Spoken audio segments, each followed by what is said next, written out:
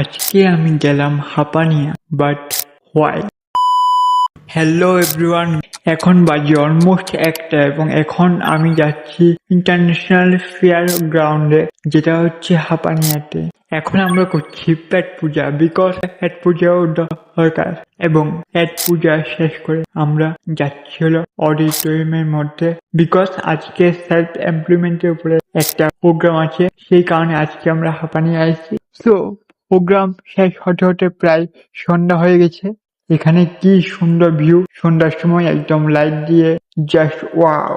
আজকে হাঁপানিয়াতে হইতেছে হলো ইউনিভার্সাল এক্সপো। এদিকে সবগুলি হচ্ছে ব্যাম্বো ক্রাফট এবং এদিকে অনেক কিছু আছে, অনেক কিছু।